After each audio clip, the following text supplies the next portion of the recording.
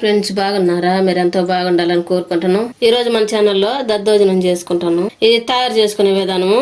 ఇది నైట్ వండుకున్నాను. పొద్దున్నే లేసి వాటర్ పోసి పెట్టినాను, బాగా అన్నం మెత్తపడేదానికి. ఈ విధంగా బాగా నానింది అన్నం. ఈ అన్నం అంతా నీళ్లు పోసి ఇంకొక ప్లేట్లో గిన్నెలోకి తీసుకోవాలి. ఒక గుంట గిన్నెలోకి అన్నం అంతా కలుపుకోవాలి.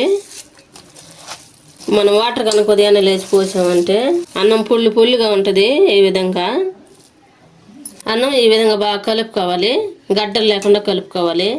తర్వాత ఒక 1/2 లీటర్ ప్యాకెట్ పెరుగు తీసుకోవాలి. పెరుగు అంతా అన్నంలో పోసుకోవాలి.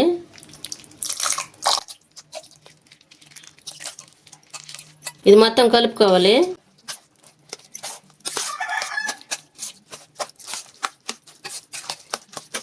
సాల్ట్ వేసుకోవాలి సరిపడినంత. నేను 1.5 స్పూను ఉప్పు వేసినాను, సాల్ట్. ఇది మొత్తం కలుపుకోవాలి.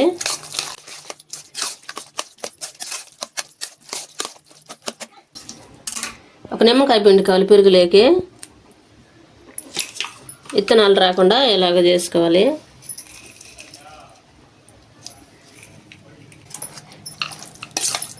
ఈ నిమ్మకాయ పిండిన తర్వాత అంతా కలుపుకోవాలి.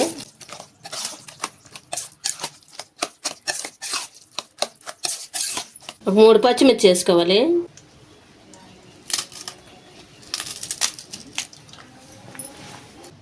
ఒక ఉల్లిపాయ పెద్ద ముక్కలు చేసుకుని వేసుకోవాలి.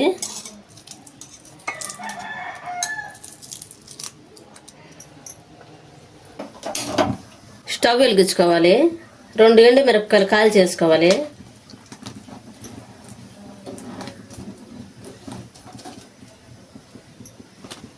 ఒక బాండ్లు పెట్టుకోవాలి. స్టవ్ వెలిగించి బాండ్లు బాగా వేడైన తర్వాత ఆయిల్ వేసుకోవాలి. ఆయిల్ బాగా వేడైన తర్వాత మంచి తాజా పచ్చికరేపాకు తీసుకొని కడుక్కొని శుద్ధంగా వేసుకోవాలి. 3 ఎండుమిర్చి తుంచి వేసుకోవాలి. తాలింపు గింజలు వేసుకోవాలి. నేను 3 స్పూన్లు తాలింపు గింజలు వేసుకున్నాను. ఇది మొత్తం కలుపుకోవాలి. ఒక గుప్పుడు ఎర్రజనగ పప్పు వేసుకోవాలి.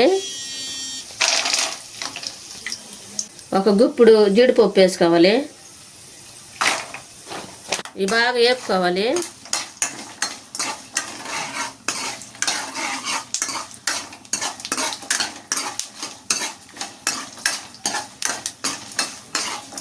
ఇవి బాగా వేగిన తర్వాత స్టవ్ ఆఫ్ వేసుకోవాలి. స్టవ్ ఆఫ్ వేసుకున్న తర్వాత ముందుగా మనం పెరుగన్నం సిద్ధం చేసుకున్నాం కదా, దాంట్లో పోసుకోవాలి. ఇది మొత్తం కలుపుకోవాలి.